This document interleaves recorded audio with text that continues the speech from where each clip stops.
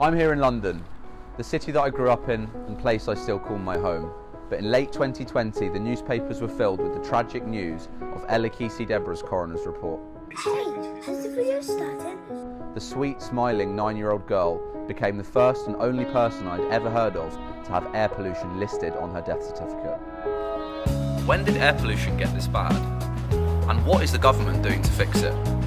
I'll be meeting young Londoners who have taken to the streets to fight for better air quality, and mums fighting in court for their children's rights to grow up happy and healthy whilst dodging polluted roads. These people aren't prepared to wait for the postcode lottery of the air that we breathe, especially with more planned construction right on their doorsteps.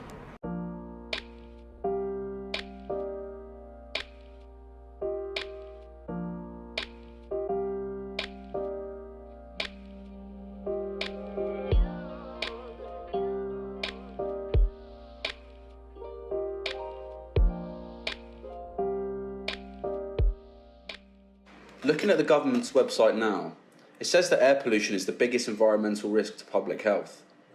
As I'm scrolling down and reading more, to be honest, it only gets worse. I knew that pollution was bad, but I didn't know that Londoners breathe the worst air in the UK and Europe. It causes nearly 10,000 premature deaths a year and costs the NHS over 1.7 billion. That is outrageous. I need to know how these particles in the air are having such a harmful effect. I was able to give Penny Hosey a video call to find out more. The impact of air pollution on the body is systemic. So by that I mean it affects every single organ of the body. I don't think there's one area of the body that it doesn't have a health impact on. And so what are the health impacts of living somewhere like a main road or a busy street? Living along main road equates to smoking the equivalent of 10 cigarettes a day. And our children, are they especially impacted by this? Given they're quite low to the ground, you'll see that babies and young children, toddlers, are particularly affected by the traffic fumes, for example. Penny told me that particles called PM10s and PM2.5s, which are smaller than a human hair, can go into children's systems and affect their breathing. It has led lung growth to decrease and has caused a big increase in childhood asthma as a direct result. So I think children do disproportionately bear a health burden from pollution. Wow. The damage that air pollution can have on the body seems pretty clear to me, but the fact that more people don't know about this impact is crazy. Ella Deborah's mum, Rosamond, had to face her own daughter's death and fought tirelessly for 7 years to get her cause of death recognised. I want to find out more about her story and how it impacted her.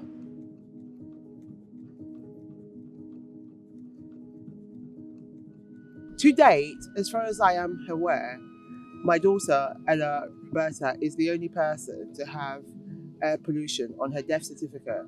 I'm now beginning to take a bit of time to absorb it and probably recognise what an achievement it is, because it wasn't easy. And so when we went to court with my daughter, her lungs looked as if she'd been a smoker.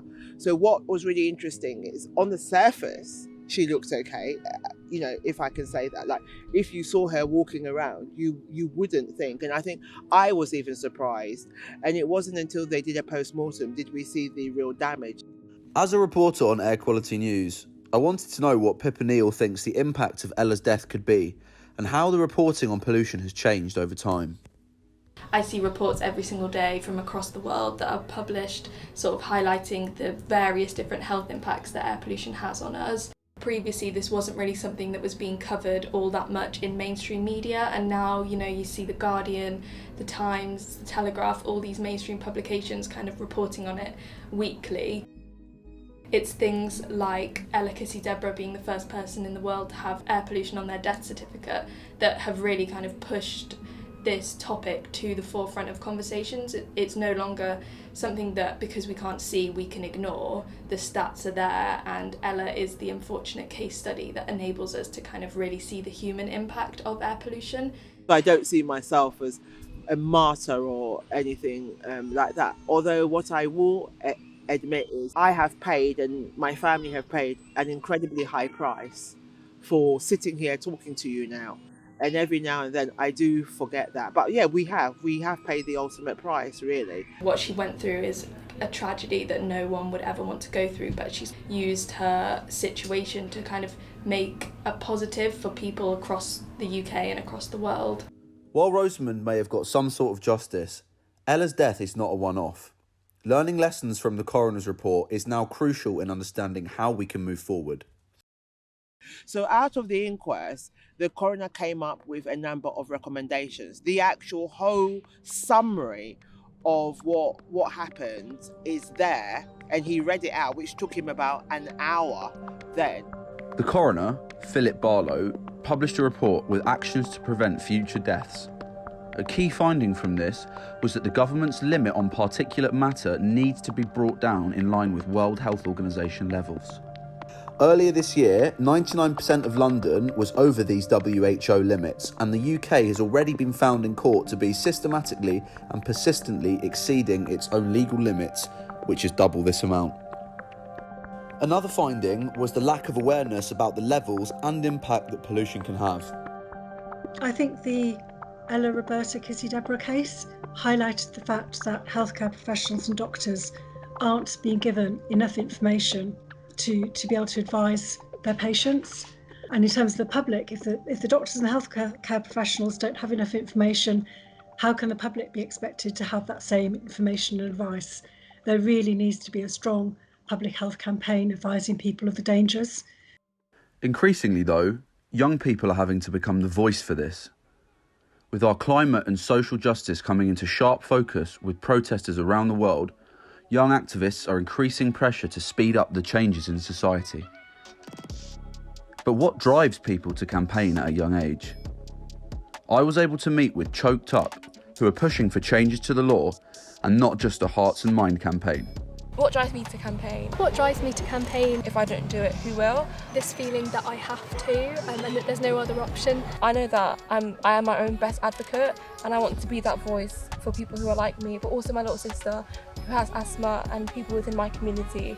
Especially now that environmental change and environmental solutions are being put into practice, it's important that all those who are being affected are being factored into the change. I think at the moment they're kind of the Greta Thunberg of the air pollution world, and they're not only inspiring other young people to kind of speak up and raise awareness, but I think they're inspiring anyone who works in the industry because they're not afraid to hold back in what they have to say. I found that there wasn't really a voice speaking the issues that were important to me and that I perceive to be the most important environmental issues. I also know that there's a huge disparity in London communities where areas like mine, which are both high in BAME population and a working class population, are subject to the worst brunt of air pollution. They've definitely done an amazing job in highlighting the racial injustice aspect of air pollution. It wasn't like top of the agenda when it came to air pollution, but now I think there's just no ignoring that fact. The majority of our campaigning has been online because of the pandemic, but in-person campaigning it's been really good to like meet with people and just build those personal connections. They gained notoriety for their road signs, which explicitly highlighted the disproportionate impact that pollution has on BAME communities. It caused so much conversation and so much media coverage, and so finally people were speaking about issues that we cared about, and we were the news in that sense. And following from that, we were able to connect with so many other people who wanted to not only amplify our message but work with us. Yeah, that was really a moment where we felt proud of ourselves and we felt like our campaign had properly been launched and was properly in motion. Their drive and determination are inspiring, but their unwavering voice doesn't come without a cost. Both Destiny and Rosamund explained how they have to constantly justify themselves. I think I might have been naive to start off with because I didn't realise how political the whole thing was. I do think that children's health is on one side and politics is on another side, and the two don't necessarily mix. As a child, like, it's a lot to take in because you've got so many other pressures, whether it be social pressures in school, and having to juggle all of that together. We just want to be listened to more than anything. It's not just a case of, like, you know, we're just talking about raising awareness for air pollution, but we want to go that one step further in that we want changes to happen within our lifetimes, because first of all, we're running out of time, and, you know, so many people's lives are being lost in the process.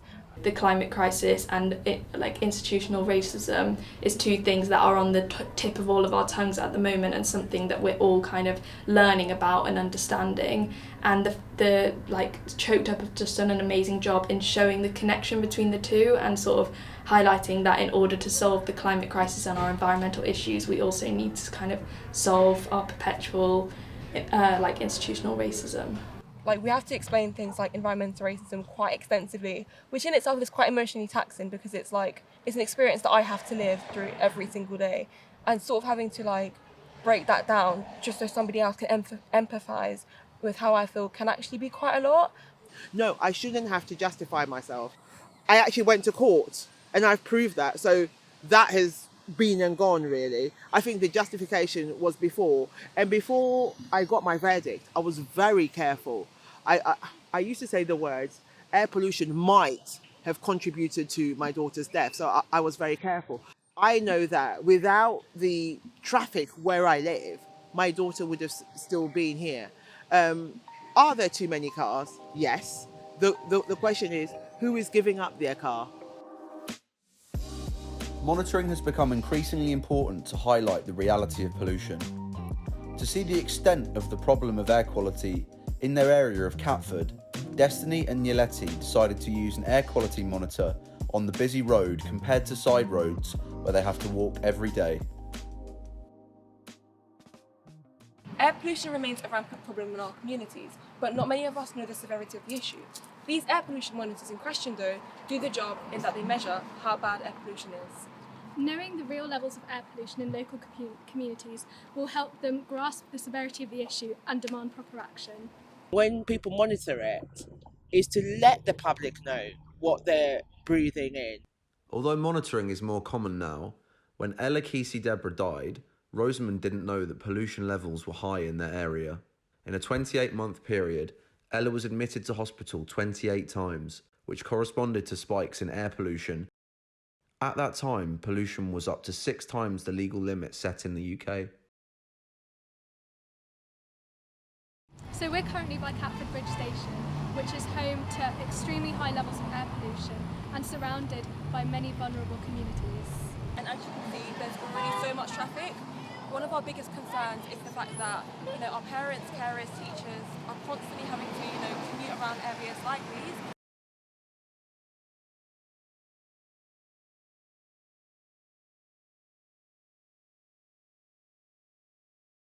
As you can see, we're in a quieter area.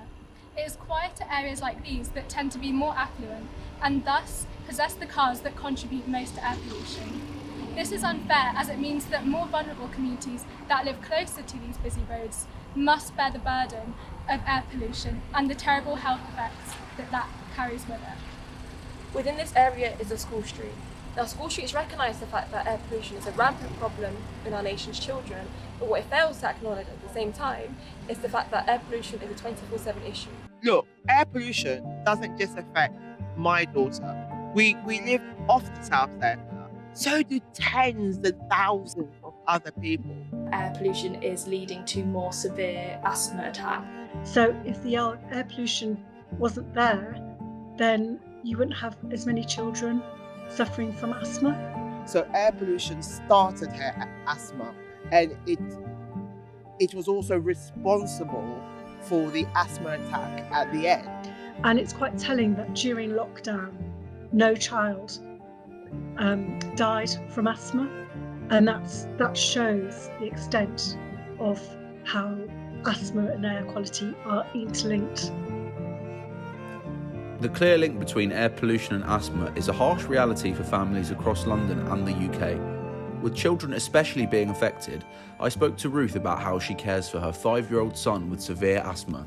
At the moment, he is a bit resistant to his inhaler, so that's a bit tricky, and I'm sort of trying to distract him by talking about something really, I don't know, something that would interest him whilst giving him the inhaler, and he normally listens to me and goes and then breathes it in.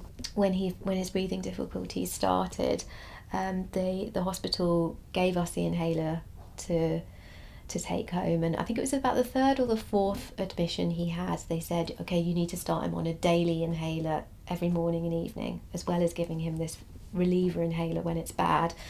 And they didn't tell us how to give it to him if he was resisting it. So that was really, really hard. He would run away from me if I got the inhaler out. With every attack he had, I held him, restrained him like 40 or 50 times. I don't want him to get too fixated and worried about it because he's so young. He's going to be 5 in September. I took him to the doctor because I could hear a kind of wheezing sound. And then it was about 9 at night and he was in the cot on the bed, and I just noticed that his chest was moving up and down with the effort to breathe, like really moving so much that his head was starting to sort of bob a bit. He started doing this thing which is a sign of severe respiratory distress, which is where you start grunting. So it's such an effort to get air in and out of your lungs that you're like making this really weird guttural kind of grunting sound, and his nostrils were flaring as well. So that started at 9 at night, and then he was stabilising a bit by like 3 or 4 in the morning. Oh God, it's really difficult to put it into words, really. He was really a different kind of kid during that time. Really distressed a lot, not sleeping well. He looked pale, he'd lost weight, his growth had slowed down as well. To get over wheeze or an asthma attack, they give you a drug called prednisolone. If you have that too frequently, it can affect a child's growth. So it was on the 50th centile. By this stage it was on the 9th. When we went to the park, you'd see other kids his age like running around and climbing on things and chasing each other. Not really fast, but like moving a lot, and he would often just sit down or walk really slowly. So, yeah, a horrible time.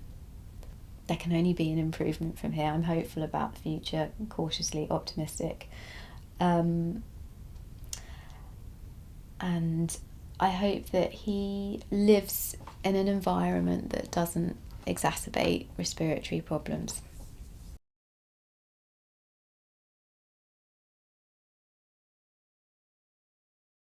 Ruth's dream of living in a city with clean air doesn't seem so controversial. So I want to see exactly what the government is doing right now. Looks like part of the Mayor's action plan to making London's air cleaner is extending the ultra-low emissions zone. This gives a daily charge to polluting cars, with 3.8 million new people in the zone today. Analysis shows that it will create a £50 million annual benefit, as well as reducing pollution deaths by 10%, and has meant that Londoners are abandoning diesel cars 6 times faster than the rest of the country. While clean air measures are being used, there is an increasing amount of tension in Newham and Greenwich because of the new Silvertown Tunnel under construction. Local residents and activists took to the street in protest, and Destiny went along to highlight what impact this will have on BAME communities.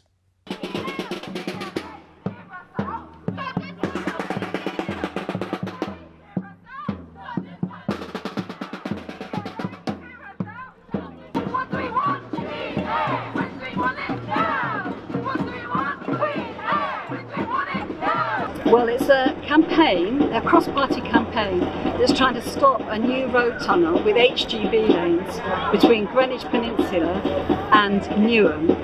And Newham has got the worst air quality in the UK. And 7% of deaths in Newham are caused by air pollution, so it's pretty serious. We shouldn't have to, compromise our quality of life and the way we live for the sake of a more efficient travel. And so we are, wholly against the Silvertown Tunnel because it will bring nothing but harm and risk to the people living in Greenwich and Newham, and absolutely no benefits whatsoever. Well, the first impact is juggernauts on the roads. Apart from particulate matter, which is poisonous for all of us, particularly bad for small children, and it stops their lung growth, and it gets into every part of the body, even into the placenta. So it's already a health crisis here. So it's going to make that worse. It's something we should be taking away, not adding.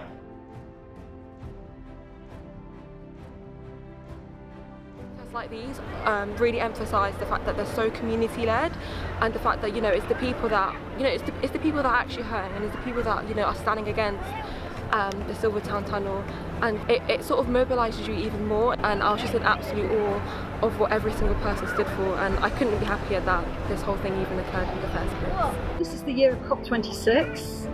The climate emergency is something we have to take very seriously. The Mayor of London cannot be seen to be the mayor that brings a new HGV motorway in the year of COP26. It's just not letting life happen anymore. You do have a voice, and you can definitely speak up against any injustice, whether it be environmental, whether it be about class, whether it be about race. Your voice is valid. She's part of a group which has been campaigning on air pollution, a group of school pupils, Destiny from Choked Up.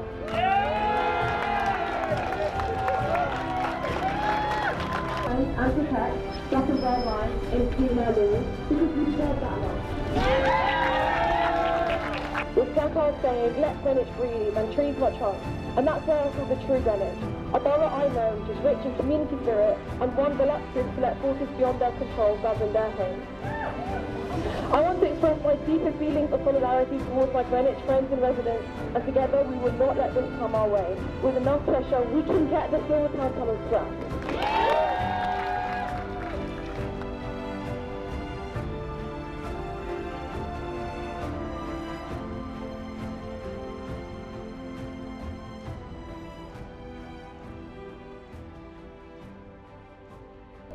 At the start of this journey, I didn't realise the impact pollution had on our lives. But now I know it's about more than just particles in the air. It's livelihoods on the line. Activists massively help in creating awareness around this issue. But with the expansion of ULEZ and banning of diesel and petrol cars, there is hope. Have the changes happened too late? Only time will tell.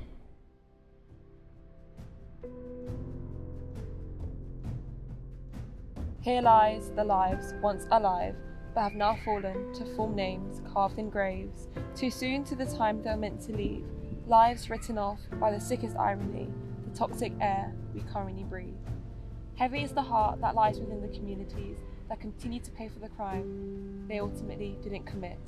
Blood fallen at the hands of gross negligence, unattainable targets, wishy-washy aims, blinded by ignorance, products of a total disregard of human lives.